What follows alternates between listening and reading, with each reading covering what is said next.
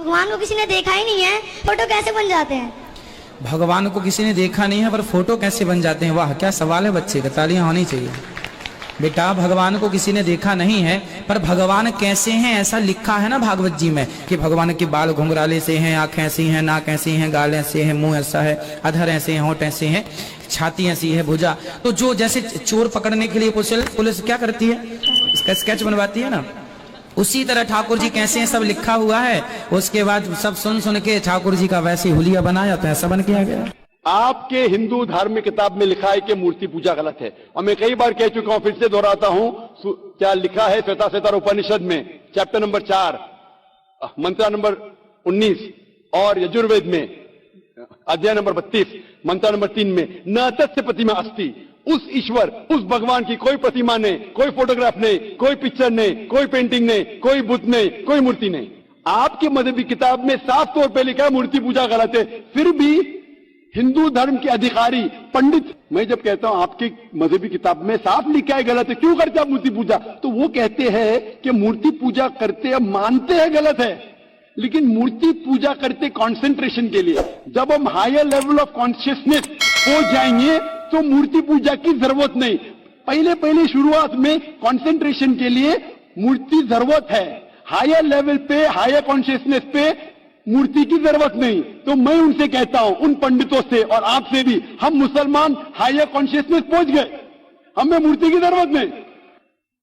तो इसीलिए इन पंडितों से जब मेरा बहस होता है, गुफ्तगू होती है, वो जवाब ही नहीं दे सकते। वो बोलते मानता हूं कि हमारी मजहबी किताब में गलत है, लेकिन फिर भी इनिशियली कंसंट्रेशन के लिए। तो मैं कहता हूं कि हम मुसलमान इनिशियली भी हमें जरूरत नहीं मूर्ति की ना बुत की।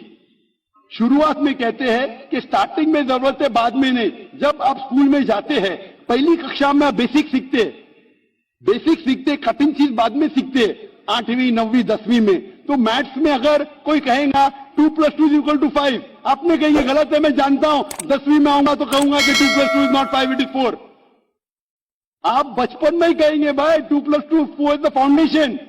अगर हर मजहब का फाउंडेशन है कि भगवान की मूर्ति नहीं है, फोटोग्राफ नहीं है, बुत नहीं है, फाउंडेशन ही जब पहले गलत सिखा रहे तो आगे जाके कैसी इमारत बनेगी। हमें हमेशा हक बात कहना चाहिए, और ये साफ तौर पे लिखा है सारी मजहबी किताबों में, चाहे हिंदू मजहब की किताब हो, ईसाई मजहब की, यहूदी मजहब की, इस्लाम मजहब की। मूर्ति पूजा गलत है, हराम है, और हमें इससे दूर रहना चाहिए। हमें खुदा के कलाम पे, खुदा के अहकामात पे अमल करना चाहिए, ये दीन के ठेकेदारों के नहीं।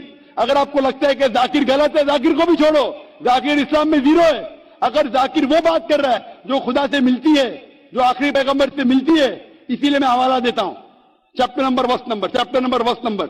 इतने हवाले थोड़ी फेंक रहा हूं मैं, आप चेक करो और जाके तहकीक करो, संतुष्ट हो जाएंगे तो अमल करो। तो मैंने इतने हवाले दिया हूं बहन, आप मानते हैं कि बुत परस्ती गलत है अभी? So honestly, I am not such a religion follower. I just believe that I have a God, and even today I haven't read many of the books of religion. I've just read Bhagavad Gita. And when Bhagavad Gita does it say that you have to do idol worship? Yes, sister, sir. I don't want you to be very religious. At least be a little religious. And the basics of religion is that idol worship is haram, idol worship is forbidden. I am asking you where, which chapter, which verse of Bhagavad Gita tells you that you have to do idol worship? Which verse? So I would like to say the reason I believe in idol worship. It is when I have a problem, a very big problem, all I do is I close my eyes, visualize and feel my Lord, that is Lord Krishna whom I worship, and it just makes me feel so much better. I get so much strength that I know I'm ready to face anything that comes. Oh, I will give you the reply. Sister, if you read Bhagavad Gita, chapter number 7, verse number 20, it says that those whose desire has been stolen, those whose desire has been stolen by material things, they do idol worship. Verse number 21 says that if you worship the false god, God will fulfill your wish, you will go to the kingdom of the false god. So Bhagavad Gita says that if you worship false god, he will fulfill your requirements, but you will go to the kingdom of the false god. Same thing he mentioned in the Quran. Allah gives you, even if you worship wrong things, Allah fulfills your desires and you go more into the depths of darkness. So this is, God is testing you, that do you really worship the true God or do you believe in wrong things? If you worship the wrong thing, Allah fulfills your desires and puts you more in the depths of darkness. You may think that if you ask an idol for wealth, you get wealth. Wealth will not take you to paradise. I get it. I would like to think about it. Thank you, sir. Go back home, think about it, read the translation of Bhagavad Gita, and I request you to even read the translation of the Quran.